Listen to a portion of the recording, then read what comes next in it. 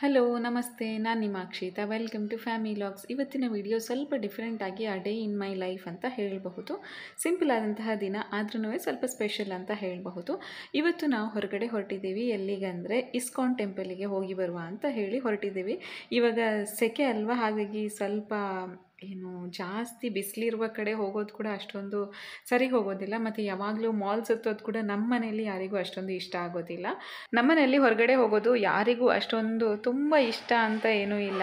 ಅಪರೂಪಕ್ಕೊಮ್ಮೆ ಹೊರಗಡೆ ಹೋಗ್ತೇವೆ ಅಷ್ಟೇ. ಆದರೆ ಹೊರಗಡೆ ಹೋದರೆ ಏನೋ ಒಂದು ರಿಫ್ರೆಶ್ಮೆಂಟ್ ಇರುತ್ತೆ, ಏನೋ ಒಂಥರ ಚೇಂಜಸ್ ಇರುತ್ತಲ್ವ. ಆವಾಗ ನಮಗೆ ಇನ್ನಷ್ಟು ದಿನ ಮನೆಯಲ್ಲೇ ಕೆಲಸ ಮಾಡೋದಕ್ಕೆ ಸ್ವಲ್ಪ ಎನರ್ಜಿ ಸಿಕ್ಕಿದಾಗೆ ಆಗುತ್ತೆ. ನಾವು ಯಾವತ್ತೂ ಒಂದೇ ಥರ ಕೆಲಸ ಮಾಡಿದರೆ ಕೂಡ ಅದು ಅಷ್ಟೊಂದು ಸರಿ ಹೋಗೋದಿಲ್ಲ ಅಲ್ವಾ. ಏನಾದರೂ ಚೇಂಜಸ್ ಇದ್ರೇ ಒಳ್ಳೆಯದು.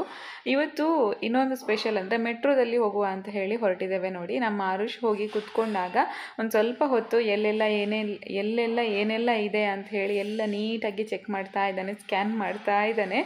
ಫಸ್ಟಿಗೆ ನಾವು ಹತ್ತಿದ ಮೆಟ್ರೋ ಒಂದು ಸ್ವಲ್ಪ ಹೊತ್ತು ಮಾತ್ರ. ಮತ್ತು ನಮಗೆ ಲೈನ್ ಚೇಂಜ್ ಮಾಡಬೇಕಿತ್ತು. ಅಲ್ಲಿ ಒಂದು 8 ನಿಮಿಷ ವೆಯ್ಟ್ ಮಾಡಬೇಕಿತ್ತು. ಅಲ್ಲಿ ಎಲ್ಲ ಸೆಕ್ಯೂರಿಟಿ ಹತ್ರ ಎಲ್ಲ ಮಾತಾಡಿಕೊಂಡು ಅವ್ರ ಜೊತೆನೇ ಇಲ್ಲಿ ನೋಡಿ ಹೋಗ್ತಾ ಇದ್ದಾನೆ ಮೇಲೆ. ಧೀರಜ್ ಕೂಡ ಹೋದರು ಅವ್ರ ಜೊತೆ. ಅವನಿಗೆ ಅಲ್ಲಿ ಇಲ್ಲಿ ಎಲ್ಲ ಸುತ್ತಾಡಬೇಕು ಅಂತ ಹೇಳಿ ಇಷ್ಟ ಆಗುತ್ತಲ್ವ. ಅವಾಗ ಏನೋ ಒಂದು ಕ್ಯೂಟ್ ಎಕ್ಸ್ಪ್ರೆಷನ್ ಕೊಡ್ತಾನೆ. ಅಲ್ಲಿದ್ದ ಸೆಕ್ಯೂರಿಟೀಸ್ ಕೂಡ ಅದೇ ಹೇಳ್ತಾ ಇದ್ರು, ಅವನಿಗೆ ಹೇಗೋ ಇಂಟ್ರೆಸ್ಟ್ ಇದೆಯಲ್ಲ, ನೀವು ಹೋಗಿ ಸುತ್ತಾಡ್ಕೊಂಡು ಬನ್ನಿ, ಇನ್ನೂ ಒಂದು 7-8 ನಿಮಿಷ ಇದೆ ನಿಮ್ಮದು ಮೆಟ್ರೋ ಬರೋದಕ್ಕಂತ ಹೇಳಿ. ಸೊ ಹೀಗೆ ಒಂದು ಸ್ವಲ್ಪ ಹೊತ್ತು ಆಟ ಆಡ್ತಾ ಇದ್ದ ಅಲ್ಲಿ. ಇದೇ ಕಾರಣಕ್ಕೆ ನಾವು ಈ ಸಲ ಕಾರ್ ಬೇಡ, ಮೆಟ್ರೋದಲ್ಲಿ ಹೋಗುವ ಅಂತ ಹೇಳಿ ಡಿಸೈಡ್ ಆದದ್ದು. ಅಂದರೆ ಅವನಿಗೆ ಕೂಡ ಏನೋ ಒಂದು ಡಿಫ್ರೆಂಟ್ ಆದಂತಹ ಫೀಲಿಂಗ್ ಇರುತ್ತಲ್ವ ಹೊರಗಡೆ ಹೋದಾಗ. ಯಾವಾಗಲೂ ಕಾರಲ್ಲೇ ಕೂತ್ಕೊಂಡು ಅಲ್ಲಿ ಹೋಗಿ ಇಳಿಯೋದು, ಮತ್ತು ಅಲ್ಲಿ ಸ್ವಲ್ಪ ಸುತ್ತಾಡಿ ಮತ್ತೆ ರಿಟರ್ನ್ ಕಾರಲ್ಲಿ ಬರೋದಕ್ಕಿಂತ ಹೀಗೆ ಮೆಟ್ರೋ ಚೇಂಜ್ ಮಾಡೋದು, ಮೆಟ್ರೋ ಸ್ಟೇಷನ್ವರೆಗೆ ಆಟೋ ಅಥವಾ ಊಬರ್ ಬುಕ್ ಮಾಡ್ಕೊಂಡು ಹೋಗೋದು, ಇದೆಲ್ಲ ಸ್ವಲ್ಪ ಡಿಫ್ರೆಂಟ್ ಆದಂತಹ ಜೀವನ ಅಲ್ಲ. ಅದನ್ನು ಕೂಡ ನೋಡಲಿ ಅಂಥೇಳಿ ತುಂಬ ಅಂದರೆ ತುಂಬ ಬಿಸಿಲಿತ್ತು. ನಾವು ಅಲ್ಲಿಗೆ ಹೋಗುವಾಗ ಅಲ್ಲಿ ಕೆಳಗಡೆ ಮ್ಯಾಟ್ ಹಾಕಿದ್ರು, ಆದ್ರೂ ಆ ಮ್ಯಾಟ್ ಕೆಲವೊಂದು ಅಷ್ಟೊಂದು ಬಿಸಿ ಆಗ್ತಿರಲಿಲ್ಲ. ಬಟ್ ಕೆಲವೊಂದು ಕಡೆ ಮ್ಯಾಟ್ ಇಲ್ಲ ಅಂತ ಇರುವಂಥ ಪ್ಲೇಸಲ್ಲಿ ನಮಗೆ ಕಾಲು ಇಡೋದಕ್ಕೆ ಕೂಡ ಆಗ್ತಿರಲಿಲ್ಲ.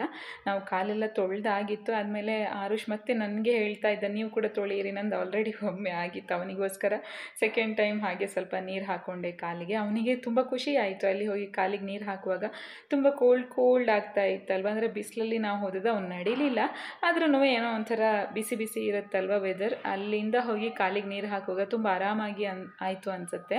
ಅದಾದಮೇಲೆ ಇಲ್ಲಿ ಹೀಗೆ ಅವನೇ ನಡೀತಾ ಇದ್ದಾನೆ. ಇಲ್ಲೆಲ್ಲ ಮೇಲೆ ಶೀಟ್ ಹಾಕಿದ್ರು, ಹಾಗಾಗಿ ನಮಗೇನು ಕಾಲಿಗೇನು ಬಿಸಿ ಆಗ್ತಿರಲಿಲ್ಲ. ಜನ ಕೂಡ ಅಷ್ಟೊಂದು ಏನೂ ಇರಲಿಲ್ಲ, ಆರಾಮಾಗಿತ್ತು. ಯಾರಾದರೂ ಬಂದರೆ ಕೂಡ ನಾವು ಅವರಿಗೆ ಸೈಡ್ ಬಿಟ್ಟು ಮುಂದೆ ಹೋಗಿ ಅಂತ ಹೇಳ್ತಾ ಇದ್ವಿ. ಯಾಕಂದರೆ ಆರುಷ್ ಆರಾಮಾಗಿ ನಡಿಬೇಕಲ್ವ, ಅವನು ಸ್ಲೋಲಿ ನಡ್ಕೊಂಡು ಹೋಗ್ತಾ ಎಂಜಾಯ್ ಮಾಡಲಿ ಅಂತ ಹೇಳಿ. ಅಲ್ಲಿ ಒಂದೆರಡು ಸಣ್ಣ ಗುಡಿಗಳಿವೆ ಬೇರೆ ದೇವರದು, ಅಲ್ಲಿ ಕೂಡ ಹೋಗ್ತಾ ಬಂದ್ವಿ ನಾವು. ಸ್ವಲ್ಪ ಕನ್ಸ್ಟ್ರಕ್ಷನ್ ಆಗ್ತಾ ಇರುವ ಹಾಗಿದೆ. ಈ ಥರ ನಾನು ವಿಡಿಯೋ ಸುಮಾರು ವರ್ಷದಿಂದ ನೋಡ್ತಾ ಇದ್ದೇನೆ, ಹಾಗೇ ಇದೆ ಕನ್ಸ್ಟ್ರಕ್ಷನ್. ಇಲ್ಲಿ ನೋಡಿ, ಈ ಮ್ಯಾಟ್ ಮಾತ್ರ ಸ್ವಲ್ಪನೂ ಬಿಸಿ ಆಗೋದಿಲ್ಲ, ಆರಾಮಾಗಿ ಹೋಗ್ಬೋದು. ಆರುಷ್ ಕೂಡ ಆರಾಮಾಗಿ ನಡ್ಕೊಂಡು ಹೋಗ್ತಾ ಇದ್ದ. ಇಲ್ಲಿ ನೋಡಿ, ಕನ್ಸ್ಟ್ರಕ್ಷನಿಗೆ ಅನಿಸುತ್ತೆ ಇನ್ನೂ ಕಟ್ಟಿ ಹಾಗೇ ಇಟ್ಟಿದ್ದಾರೆ. ಹಣ್ಣುಕಾಯಿ ಬೇಕಾದರೆ ಹಣ್ಣುಕಾಯಿ ಮಾಡಿಸೋದಕ್ಕೆ ಇಲ್ಲೇ ಎಲ್ಲ ರೆಡಿ ಆಗಿದೆ, ನಾವು ತೊಗೊಂಡು ಜಸ್ಟ್ ಹೋಗಬಹುದು ಅಷ್ಟೇ.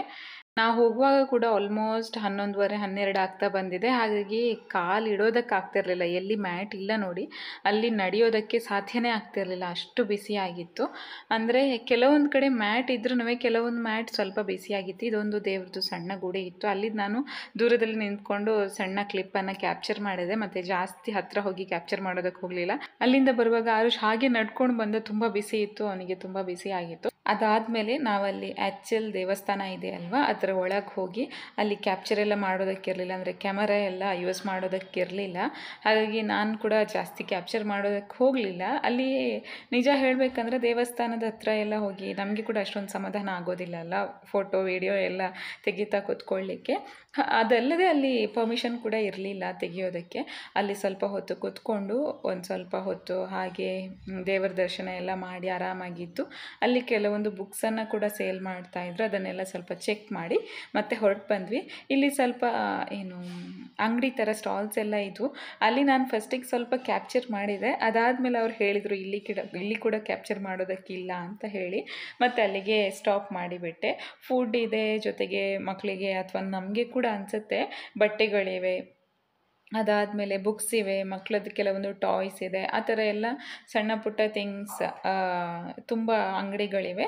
ಅದಲ್ಲದೆ ಈ ದೇವ್ರದ್ದು ಸಾಮಾನೆಲ್ಲ ಇರುತ್ತಲ್ವ, ಅಗರಬತ್ತಿ ಅಥವಾ ದೀಪ ಇಡೋದು, ಈ ಗಿಣಿ ಅಂತ ಮಾಡೋದು, ಮಣಿ ಎಲ್ಲ ಇರುತ್ತಲ್ವ ಅದು, ಆ ಥರ ಎಲ್ಲ ತುಂಬ ವಸ್ತುಗಳಿವೆ. ಕೃಷ್ಣಂದು ಮೂರ್ತಿ, ಬೇರೆ ಬೇರೆ ಥರದ್ದು ಕೃಷ್ಣನ ಮೂರ್ತಿ ಎಲ್ಲ ಇದೆ. ಅದನ್ನೆಲ್ಲ ನೋಡಿ ಆದಮೇಲೆ ಅಲ್ಲಿ ಪ್ರಸಾದ ಕೊಡ್ತಾರೆ. ಪ್ರಸಾದ ಎಲ್ಲ ತಿಂದು ಹೊರಗಡೆ ಬಂದ್ವಿ. ಆ್ಯಕ್ಚುಲಿ ಅಲ್ಲೇ ಊಟ ಮಾಡೋದಂತ ಅಂದ್ಕೊಂಡ್ವಿ ಒಮ್ಮೆ, ಬಟ್ ತುಂಬ ಅಂದರೆ ತುಂಬ ರಶ್ ಇತ್ತು. ಆವಾಗಲೇ ಒಂದು ಕ್ಲಿಪ್ ನೀವು ನೋಡಿರಬಹುದು, ತುಂಬ ರಶ್ ಇತ್ತು. ಹಾಗಾಗಿ ಇಲ್ಲಿ ಊಟ ಮಾಡೋದು ಅಷ್ಟೊಂದು ನಮಗೆ ಸಾಧ್ಯ ಆಗದೆ ಹೋಗಬಹುದು ಅಂತ ಅಂದ್ಕೊಂಡು ಹೊರಗಡೆ ಬರುವಾಗ ಅಲ್ಲೇ ಒಂದು ಏನು ಅವ್ರದ್ದೇ ರೆಸ್ಟೋರೆಂಟ್ ಥರ ಇತ್ತು, ದೇವ್ರದ್ದು ಪ್ರಸಾದನೆ ಅಂತ ಹಾಕಿ ಕೂಡ ಇದ್ದರು. ಸೊ ಅಲ್ಲೇ ನಾವು ಊಟ ಮಾಡಿದ್ವಿ, ಮೀಲ್ಸ್ ತೊಗೊಂಡ್ರೆ ಆರೋಶ್ಗೆ ಕೂಡ ಆರಾಮಾಗಿ ತಿನ್ಬೋದಲ್ವಾ ಅಂತ ಹೇಳಿ. ಅವನು ಮೀಲ್ಸ್ ತಿನ್ನಲಿಲ್ಲ ಅಂದರೆ ಬೇಕಾದರೆ ದೋಸೆ ತಗೊಳ್ಳೋದಂತ ಅಂದ್ಕೊಂಡ್ವಿ. ಫಸ್ಟಿಗೆ ನಾನು ಸ್ವಲ್ಪ ರೈಸ್ ಮತ್ತು ಒಂದು ಸ್ವಲ್ಪ ಪೂರಿ ಕೂಡ ಕೊಟ್ಟೆ. ಅದಾದಮೇಲೆ ರೈಸ್ಗೆ ನಾನು ಜಸ್ಟ್ ಬಟರ್ ಮಿಲ್ಕ್ ಹಾಕಿ ಕೊಟ್ಟದ್ದಷ್ಟೇ. ಯಾಕಂದರೆ ಮಕ್ಕಳಿಗೆ ಹೊರಗಡೆ ಹೋದಾಗ ಸ್ವಲ್ಪ ಖಾರ ಎಲ್ಲ ಆದರೆ ತಿನ್ನೋದಕ್ಕೆ ಇಷ್ಟ ಆಗದೆ ಹೋಗಬಹುದು. ನನಗೆ ಆ್ಯಕ್ಚುಲಿ ಅಲ್ಲಿ ಖಾರ ಅಂತ ಫೀಲ್ ಆಗ್ತಿತ್ತು. ತುಂಬ ಬಿಸಿಲು ಕೂಡ ಇರುತ್ತಲ್ವ, ಆವಾಗ ನಾವು ಸ್ವಲ್ಪ ಖಾರ ಕಡಿಮೆ ಎಲ್ಲ ತಿಂದ್ರೇ ಸರಿ ಹೋಗುತ್ತೆ. ಅಂದರೆ ಅವರವರು ಹೇಗೆ ನಾವು ಅಭ್ಯಾಸ ಮಾಡಿ ಬಂದಿರ್ತೇವೆ ಅದರ ಮೇಲೆ ಡಿಪೆಂಡ್ ಆಗಿರ್ತದೆ. ನನಗೆ ಹೊರಗಡೆ ಹೋದಾಗ ಆದಷ್ಟು ಸ್ವಲ್ಪ ತಂಪಾಗಿ ಖಾರ ಎಲ್ಲ ಕಡಿಮೆ ಇದ್ರೇ ಚೆನ್ನಾಗಿರ್ತದೆ ಊಟ ಮಾಡೋದಕ್ಕೆ. ಆರುಷ್ ಕೂಡ ಬೇಕಾದಷ್ಟು ಊಟ ಮಾಡಿದ. ಅವನಿಗೆ ಚೈರಲ್ಲಿ ಕೂತ್ಕೊಂಡು ಊಟ ಮಾಡೋದಕ್ಕೆ ಮಾತ್ರ ಟೇಬಲ್ ಎಟುಕ್ತಿರಲಿಲ್ಲ, ಹಾಗೆ ನಿಂತ್ಕೊಂಡು ಊಟ ಮಾಡ್ತಿದ್ದ. ಸ್ಪೂನಲ್ಲಿ ತೆಗಿಲಿಕ್ಕೆ ಕೂಡ ಕಷ್ಟ ಆಗ್ತಿತ್ತು. ನಾನು ಸ್ವಲ್ಪ ಹಾಕಿ ಕೊಡ್ತಾ ಇದ್ದೆ, ಜಾಸ್ತಿ ಹಾಕಿದರೆ ಒಂದು ವೇಳೆ ಕೆಳಗೆ ಬಿದ್ದರೆ ಕಷ್ಟ ಆಗುತ್ತಲ್ವ. ಮತ್ತು ಹೊರಗಡೆ ಹೋದಾಗ ನಾವು ಸ್ವಲ್ಪ ನೀಟಾಗಿ ತಿಂದ್ರೇ ಒಳ್ಳೇದಲ್ವ ಅಂಥೇಳಿ ಅವನು ಕೂಡ ಹೊಟ್ಟೆ ತುಂಬ ತಿಂದ. ಅದಾದಮೇಲೆ ನಾವು ಅಲ್ಲಿಂದ ಹೊರಟು ಬರ್ತಾ ಇದ್ದೇವೆ. ಬೆಳಗ್ಗೆ ಹೋಗುವಾಗಲೇ ಸ್ವಲ್ಪ ಫ್ರೂಟ್ಸ್ ಎಲ್ಲ ಕೊಂಡೋಗಿದ್ವಿ ಒಂದು ಬಾಕ್ಸಲ್ಲಿ ಹಾಕಿಕೊಂಡು, ಹಾಗಾಗಿ ಆರಾಮಾಗಾಯಿತು. ಆರೋಶ್ಗೆ ಕೂಡ ಟ್ರಾವೆಲಿಂಗ್ ಟೈಮಲ್ಲಿ ಆಗಿರಬಹುದು ಅಥವಾ ಅಲ್ಲಿ ಹೋದಾಗ ಸ್ಟಾರ್ಟಿಂಗಲ್ಲಿ ಸ್ವಲ್ಪ ಕೊಟ್ಟೆ ನಾನು ಫ್ರೂಟ್ಸ್, ಹಾಗಾಗಿ ಆರಾಮಾಗಿದ್ದ. ಮತ್ತು ಒಂದು ಕ್ಯಾಪ್ ಕೂಡ ಕಂಪಲ್ಸರಿ. ಈ ಬಿಸಿಲಿಗೆ ಹೊರಗಡೆ ಹೋಗುವಾಗ ಮಕ್ಕಳು ಸ್ವಲ್ಪ ಆರಾಮಾಗಿರ್ಬೇಕಂದ್ರೆ ಒಂದಷ್ಟು ನೀರು, ಒಂದಷ್ಟು ತಿಂಡಿ ಜೊತೆಗೆ ಒಂದು ಕ್ಯಾಪ್ ಕೊಂಡೋದ್ರೇ ಒಳ್ಳೆಯದು. ಇಲ್ಲದಿದ್ದರೆ ಸೆಕೆಗೆ ಅವರು ಕೂಡ ತುಂಬ ಕಿರಿಕಿರಿ ಮಾಡ್ತಾರೆ. ಮಕ್ಕಳು ಕಿರಿಕಿರಿ ಮಾಡಿದರೆ ನಮ್ಮ ಟ್ರಿಪ್ ಅಂತೂ ಚೆನ್ನಾಗಿ ಆಗೋದೇ ಇಲ್ಲ. ಇದೆಲ್ಲ ನಾವು ಸಣ್ಣ ಪುಟ್ಟ ಟ್ರಿಪ್ ಕೂಡ ಆಗಿರಬಹುದು ಅಥವಾ ಒಂದು 2 ಗಂಟೆಯದ್ದು ಔಟಿಂಗ್ ಕೂಡ ಆಗಿರಬಹುದು. ಆದರೆ ಬೇಕಾಗುವಂತಹ ಥಿಂಗ್ಸನ್ನು ನಾವು ಪ್ರಾಪರಾಗಿ ಪ್ಲ್ಯಾನ್ ಮಾಡಿಕೊಂಡು ಕೊಂಡೋದ್ರೆ ಆರಾಮಾಗಿರುತ್ತೆ.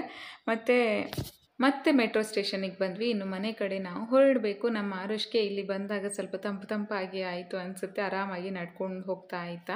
ಬೆಳಗ್ಗೆ ಹೋಗುವಾಗ ಪ್ಯಾಕ್ ಮಾಡಿ ಏನೆಲ್ಲ ಕೊಂಡೋಗಿರ್ತೇವೆ ಅದನ್ನು ಮನೆಗೆ ಬಂದಾಗ ಅರೇಂಜ್ ಮಾಡೋದು ಇನ್ನೊಂದು ಕೆಲಸ. ಕ್ಯಾಪ್ ಮತ್ತು ಅವನಿಗೆ ಸ್ವಲ್ಪ ನೀರು ಜೊತೆಗೆ ಫ್ರೂಟ್ಸ್ ಅಥವಾ ಮಖಾನ ಏನೆಲ್ಲ ನಾನು ಕೊಂಡೋಗಿಡ್ತೇನೆ ನೋಡಿ, ಅದನ್ನು ಅವತ್ತೇ ಬಂದು ಅರೇಂಜ್ ಮಾಡಿ ಅಂದರೆ ತೆಗೆದು ಇಟ್ಕೊಳ್ತೇನೆ. ಈ ಒಂದು ಕ್ಯಾಪ್ ಅವನು ಚಿಕ್ಕವನಿರುವಾಗ ತೊಗೊಂಡದ್ದು, ಇವಾಗ ಅಷ್ಟೊಂದು ಫಿಟ್ ಆಗೋದಿಲ್ಲ, ಆದ್ರೂ ಒಂದು ಬ್ಯಾಗಲ್ಲಿ ನಾನು ಹಾಗೆ ಸೇಫ್ಟಿಗೆ ಅಂತ ಹೇಳಿ ಇಟ್ಬಿಟ್ಟಿರ್ತೇನೆ.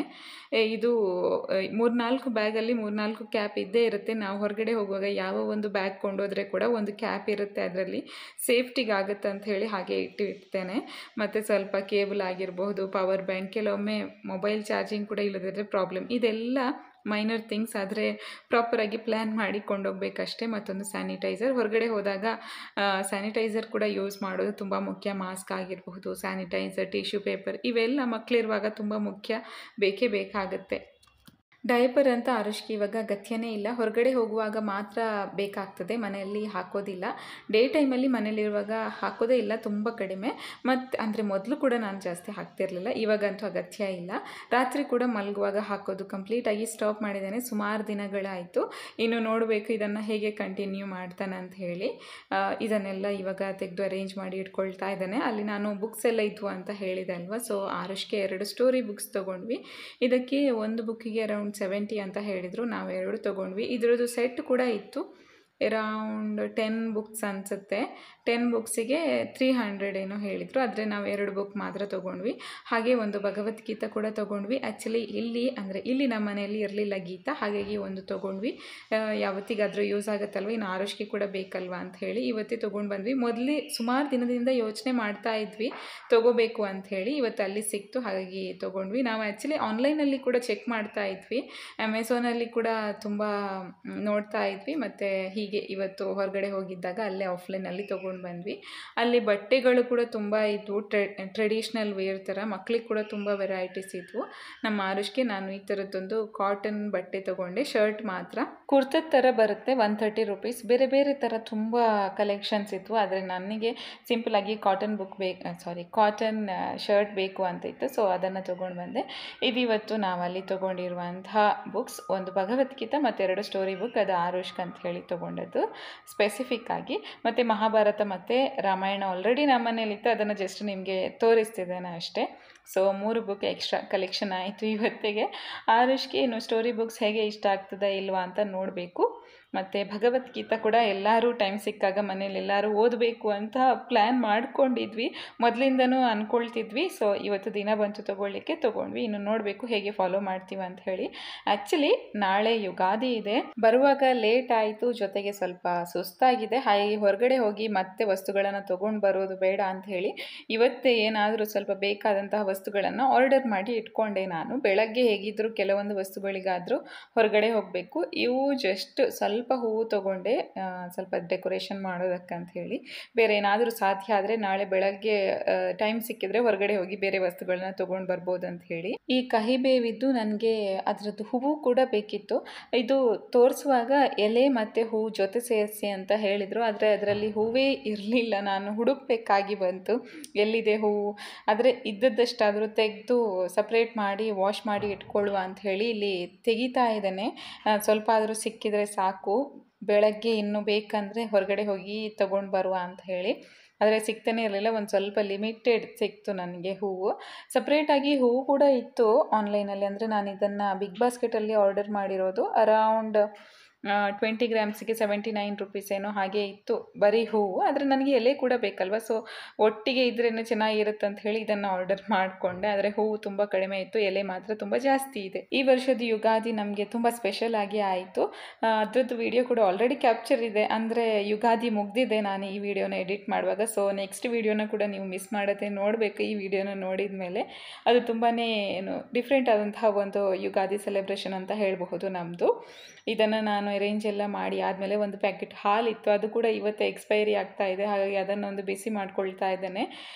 ಎಲ್ಲರೂ ಕುಡಿದ್ರೆ ಖಾಲಿಯಾಗಿ ಹೋಗುತ್ತಲ್ವಾ ಅಂತ ಹೇಳಿ. ಮತ್ತು ನಾಳೆಗೆ ಇಟ್ಟರೆ ಸುಮ್ಮನೆ ವೇಸ್ಟ್ ಆಗುತ್ತೆ. ಹೊರಗಡೆ ಹೋದರೆ ಇದೊಂದು ಪ್ರಾಬ್ಲಮ್, ಕೆಲವೊಂದು ವಸ್ತುಗಳು ಹಾಗೆ ಉಳ್ಕೊಂಡು ಬಿಡ್ತವೆ ಮನೆಯಲ್ಲಿ ನಾವು ಹೊರಗಡೆ ಎಲ್ಲ ತಿಂದು ಬಂದಾಗ. ಸೊ ಅದನ್ನೊಂದು ನೋಡಿಕೊಂಡು ಸುಮ್ಮನೆ ವೇಸ್ಟ್ ಮಾಡೋದಕ್ಕಿಂತ ತಿಂದು ಅಥವಾ ಕುಡಿದು ಖಾಲಿ ಆದರೆ ಮನಸ್ಸೊಂದು ಸಮಾಧಾನ ಆಗುತ್ತೆ. ಹೊರಗಡೆ ಹೋಗಿ ಬಂದಾಗ ನನಗೊಂದು ತಲೆ ಸ್ನಾನ ಮಾಡಿದ್ರೇ ಆರಾಮಾಗಿ ಫೀಲ್ ಆಗುತ್ತೆ. ನನಗೆ ಮೈಗ್ರೇನ್ ಇರೋದ್ರಿಂದ ಹೊರಗಡೆ ಹೋದಾಗ ಹೆಚ್ಚಾಗಿ ತಲೆನೋವು ಬರುತ್ತೆ. ನಾನು ಅದಕ್ಕೆ ಸೇಫ್ಟಿ ಏನೆಲ್ಲ ಇದೆ ಅದನ್ನೆಲ್ಲ ನೋಡ್ಕೊಳ್ತೇನೆ ಮೊದಲೇ. ಕ್ಯಾಪ್ ಆಗಿರಬಹುದು ಅಥವಾ ಕನ್ನಡಕ, ಆ ಥರ ಕೊಡೆ ಏನಾದರೂ ಇಟ್ಕೊಂಡು ಹೋಗೋದು, ಆ ಥರ ಎಲ್ಲ ಪ್ಲ್ಯಾನ್ ಮಾಡಿಕೊಂಡು ಹೊರಗಡೆ ಹೋಗ್ತೇವೆ. ಮನೆಗೆ ಬಂದ ಮೇಲೆ ತುಂಬ ನೀರು ಕುಡಿತೇನೆ. ಹೊರಗಡೆ ಹೋದಾಗ ಕೂಡ ಆದಷ್ಟು ನೀರು ಕುಡಿಯೋದಕ್ಕೆ ಪ್ರಯತ್ನ ಪಡ್ತೇನೆ. ಈಗ ನಮ್ಮ ಬಾಟ್ಲಲ್ಲೇ ನೀರು ಕುಡಿಯೋದಕ್ಕೆ ಅಭ್ಯಾಸ ಮಾಡ್ಕೊಂಡಿದ್ದಾನೆ. ಅಂದರೆ ನಾವು ಕುಡಿಸಿದ್ರೆ ಸ್ವಲ್ಪ ಕುಡಿತಾನೆ, ಓಪನ್ ಕಪ್ಪಲ್ಲಿ ಕುಡಿದ ಅಭ್ಯಾಸ ಇದೆ ಅಲ್ವಾ, ಹಾಗಾಗಿ ಅವನಿಗೆ ಡೈರೆಕ್ಟಾಗಿ ಕುಡಿಯೋದಕ್ಕಾಗೋದಿಲ್ಲ. ಆದ್ರೂ ಅವನ ಬಾಟ್ಲನ್ನು ಸೇಫ್ಟಿಗೆ ಅಂತ ಹೇಳಿ ತೊಗೊಂಡು ಹೋಗ್ತೇವೆ. ಜೊತೆಗೆ ಅದನ್ನು ಬಂದ ಮೇಲೆ ನಾನು ಸ್ಟೆರಿಲೈಸ್ ಮಾಡಿ ಇಟ್ಕೊಳ್ತೇನೆ. ನೆಕ್ಸ್ಟ್ ಟೈಮ್ ಯೂಸ್ ಮಾಡುವಾಗ ಮತ್ತೆ ಸ್ಟೆರಿಲೈಸ್ ಮಾಡ್ಕೊಳ್ತೇನೆ. ಈ ಒಂದು ಪಂಚೆ ಲಾಸ್ಟ್ ಟೈಮ್ ಆರುಷ್ಗೆ ತೊಗೊಂಡಿದ್ವಿ, ನಾನು ಯೂಸ್ ಮಾಡಿರಲಿಲ್ಲ. ಸುಮಾರು ಸಮಯ ಆಯಿತು, ಒಂದು 3-4 ತಿಂಗಳುಗಳೇ ಆಯಿತು ಅನಿಸುತ್ತೆ. ಆದರೆ ಯೂಸ್ ಮಾಡಿರಲಿಲ್ಲ, ವಾಶ್ ಕೂಡ ಮಾಡಿರಲಿಲ್ಲ. ಹೇಗಿದ್ದರೂ ನಾಳೆ ಯುಗಾದಿ ಅಲ್ವಾ, ಅದಕ್ಕೆ ಯೂಸ್ ಮಾಡುವ ಅಂತ ಹೇಳಿ ಇವತ್ತಿದನ್ನು ಇನ್ನೊಂದು ಸ್ವಲ್ಪ ವಾಶ್ ಮಾಡಿ ಯೂಸ್ ಮಾಡುವ ಅಂತ ಹೇಳಿ ಇದರದ್ದು ಸ್ಟಿಕ್ಕರ್ ಎಲ್ಲ ತೆಗಿತಾ ಇದ್ದೇನೆ. ಹೆಚ್ಚಾಗಿ ನಾನು ಆರುಷ್ಗೆ ಯೂಸ್ ಮಾಡುವಂತಹ ಬಟ್ಟೆಗಳನ್ನು ವಾಶ್ ಮಾಡಿನೇ ಯೂಸ್ ಮಾಡ್ತೇನೆ. ಇದು ಇವತ್ತು ಕುರ್ತಾ ಏನು ತೊಗೊಂಡಿದ್ದೇನೆ ಅದನ್ನು ಕೂಡ ವಾಶ್ ಮಾಡಿ ಹಾಕ್ತೇನೆ. ನಾಳೆ ಆರಾಮಾಗಿ ಅವನು ಯೂಸ್ ಮಾಡಬಹುದು ಹೊಸ ಬಟ್ಟೆ ಯುಗಾದಿಗೆ. ಸ್ವಲ್ಪ ನೀರಲ್ಲಿ ಹಾಕಿ ವಾಶ್ ಮಾಡಿ ಇಡಬೇಕು. ನೆನೆಸಿಟ್ಟು ಮತ್ತು 1-2 ಸಲ ನೀರಲ್ಲಿ ಅದ್ದಿ ತೆಗೆದ್ರೆ ಆಯಿತು. ಜಾಸ್ತಿ ಏನು ವಾಶ್ ಮಾಡೋದು ಕಷ್ಟ ಕೂಡ ಇಲ್ಲ. ಹಾಗೆ ನಾನು ಬಕೆಟಲ್ಲಿ ಹಾಕಿ ವಾಶ್ ಮಾಡಿದೆ. ಇನ್ನು ಒಣ ಹಾಕ್ತಾ ಇದ್ದೇನೆ. ಕ್ವಿಕ್ಕಾಗಿ ಒಣಗ್ತದೆ ಕೂಡ. ಮತ್ತು ನಾಳೆ ಬೆಳಗ್ಗೆ ಸ್ವಲ್ಪ ಇಸ್ತ್ರಿ ಮಾಡಿದ್ರೆ ಆಯಿತು. ನಮ್ಮ ಆರುಷಿದ್ದು ಬಟ್ಟೆ ನೋಡಿ ಯುಗಾದಿಗೆ ರೆಡಿ ಆಯಿತು. ರೈಸ್ ಮತ್ತು ಪಲ್ಯ ಕೂಡ ರೆಡಿಯಾಗಿದೆ. ರೈಸ್ ಬಂದಮೇಲೆ ಮಾಡಿದ್ದು, ಪಲ್ಯ ಬೆಳಗ್ಗೆನೇ ಮಾಡಿಟ್ಟು ಹೋಗಿದ್ದೆ. ಹಾಗೇನೇನು ಕೆಲಸ ಇಲ್ಲ, ಇನ್ನು ನಾಳೆದು ಮಾತ್ರ ನೋಡ್ಕೊಳ್ಬೇಕು ಅಷ್ಟೇ ಬೆಳಗ್ಗೆ ಎದ್ದ ಮೇಲೆ. ನಮ್ಮ ಆರುಷಿದ್ದು ಒಂದು ಬಾತ್ ಟಬ್ ನೋಡಿ. ಇದು ನಾನು ಲಾಸ್ಟ್ ಒಂದು ವಿಡಿಯೋ ಹಾಕಿದ್ದೆ ನನ್ನ ಪೇರೆಂಟಿಂಗ್ ಹೇಗಿತ್ತು ಅಂತ ಹೇಳಿ. ನೀವಿನ್ನೂ ಅದನ್ನು ನೋಡಲಿಲ್ಲ ಅಂದರೆ ಚೆಕ್ ಮಾಡಿ. ಈ ವಿಡಿಯೋ ತುಂಬಾ ಇನ್ಫಾರ್ಮೇಟಿವ್ ಆಗಿದೆ, ಅಮ್ಮಂದರಿಗೆ ಮಾತ್ರ ತುಂಬ ಯೂಸ್ ಆಗುತ್ತೆ. ಇಷ್ಟೇ ಈ ವಿಡಿಯೋ, ಇಲ್ಲಿಗೆ ನಾನು ಎಂಡ್ ಮಾಡ್ತಾ ಇದ್ದೇನೆ. ನೆಕ್ಸ್ಟ್ ವಿಡಿಯೋದಲ್ಲಿ ಸಿಗ್ತೀನಿ. ಅಲ್ಲಿವರೆಗೆ take care and bye bye.